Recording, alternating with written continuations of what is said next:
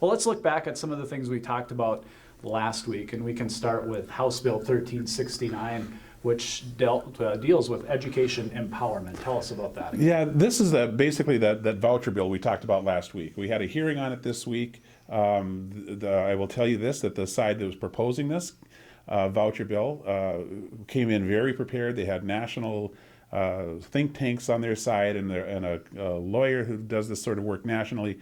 They came in, but what they weren't able, in my view anyway, what they weren't able to overcome is the fact that this voucher bill, the Education Empowerment Program voucher bill, has the same function as every other voucher bill. They try to redirect public monies to private schools, and in this case, private tutors as well. So we testified against it vigorously, as did our friends over at NDCEL and the school boards and others, because we know that that's a bad bill, and we will find out what happens with it. All right, we'll keep a close eye on that. Sure. House Bill 1413 is a bill with a big price tag, but it has a really good intention.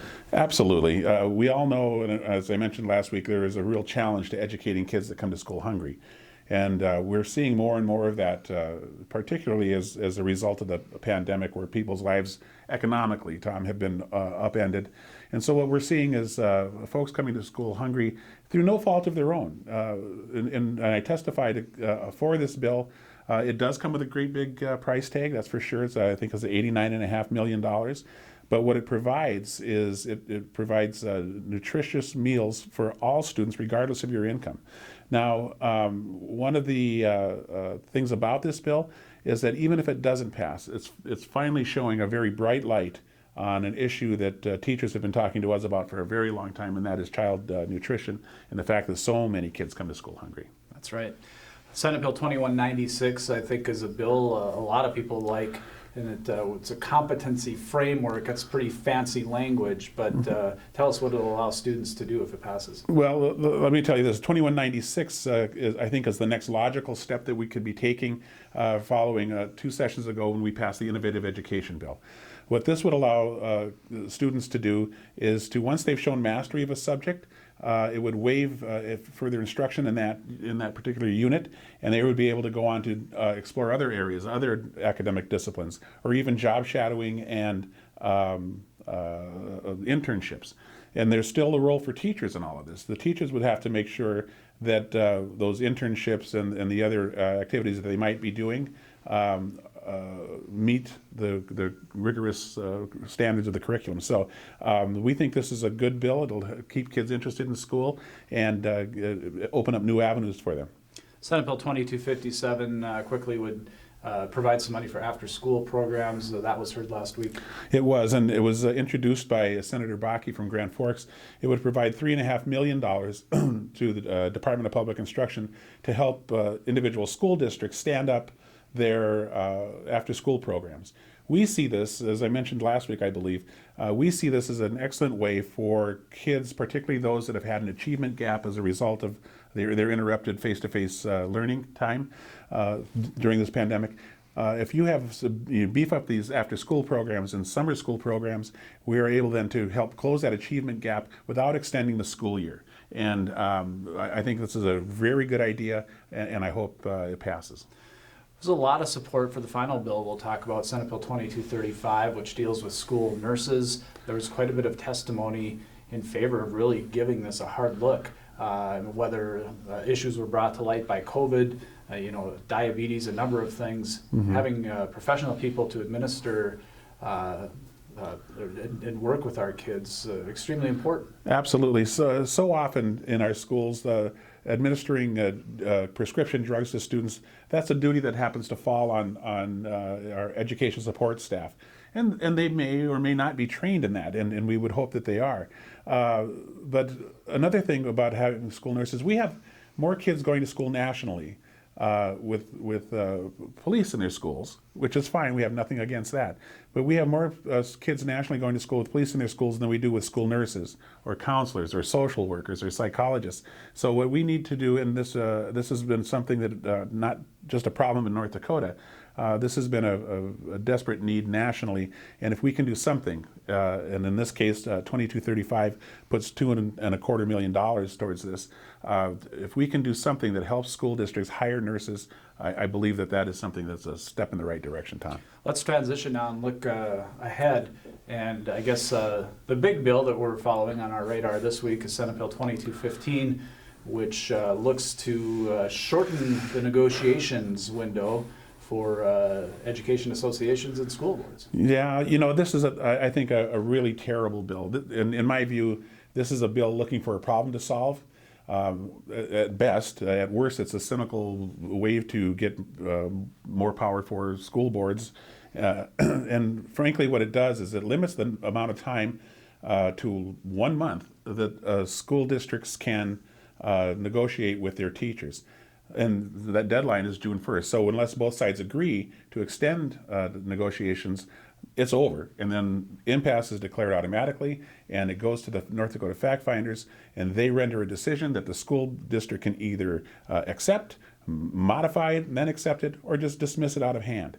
And so we believe that this is a terrible bill. You're going to be getting an action alert on this. So please, when we ask you to contact your legislator, please do that, because this is a bill that frankly does not deserve to be passed. It already takes, well, the Supreme Court has even said this, that negotiations are not on a level playing field. The school districts have the upper hand. What this bill would do is make that playing field even less level, and we want to make sure this thing goes down. Well, and it seems to fly in the face of conventional wisdom in North Dakota too, which calls for local control, local decision making. Yeah. This would be sort of a one-size-fits-all thing that we typically, often, almost everyone fights against. Well, yeah, I mean, the idea about local control of a school district is that they set the parameters and they set the rules, particularly when they're negotiating with their teachers, which they desperately need to do. This takes that action out of their hands with the proviso that, yes, if both sides agree. But what this thing will allow is it would allow school districts to slow walk this thing, just burn up that month. And here's another important thing. The most important thing you negotiate are salaries and benefits. School districts don't even find out until the end of May, or not to the end of May, the end of April, early part of May, how much money they're going to be receiving from the state. So now you've got 4 weeks from that point on to hammer out a contract or a negotiated agreement. That's not enough time in many cases. And I'll tell you this, no student has ever been hurt because they didn't have a contract done in a month. All right, so let's make sure that we kind of keep our focus on the important things. That is to make sure that we're supporting our teachers, supporting our students. This bill doesn't do that, and it needs to be defeated. All right, well, we can kind of do a quick round on our next three bills. Sure. You can give us your quick take. Senate Bill 2229. Love it. Actually has some, and let's go on. Actually has some money that would be given to student teachers in hard-to-fill areas of North Dakota. Right. What 2229 does is it incentivizes teachers to student teach in rural areas. And this is really important. A few years back, Dr. Larry Scogan, who was then at Bismarck State College, did a white paper, I believe, for the North Dakota University system. And in that white paper, he ascertained that, yes, North Dakota does graduate enough people out of their schools of education to fill every open position in North Dakota. So we didn't have a teacher shortage. We had plenty of teachers. What we have is a recruitment and retention problem. So I believe this Senate Bill 2229 will incent people to go to these rural areas to student teach, and they might even like it enough to get a job there. So, and I'd be surprised if they didn't. Some of our rural schools are among the best schools in the state, and we know that. And so if this helps people get student teaching experience they need and helps rural communities attract the terrific teachers that they need, then by God, we're all for it. Finally, House Bill 1441 and House Bill 1398, kind of opposite sides of the tennis court. 1441 deals with paid family leave. It does, and this was a bill that Senator Aaron Oban has been working on, as well as Carla Rose Hansen from Fargo. It's a terrific bill. It was introduced last session in one form, and it was defeated. I think the shortcomings of the bill have been addressed, and basically this would allow qualifying employees in the state to take time off to care for not just themselves if they're ill, but also family members who face grave illness as well. And it would be paid family time away. If we're pro-family, you've got to love this legislation, and we are going to get behind it. Conversely, House Bill 1398 would prohibit political subdivisions from enabling paid family leave. Yeah, and this is, frankly, our friends over at the North Dakota Chamber of Commerce, the Greater North Dakota Chamber, are behind this, and their thinking on it is, and it probably makes some sense to them because they represent businesses. They don't want a patchwork of different leave policies, and depending on which community you go to, because that might affect how businesses are able to attract employees.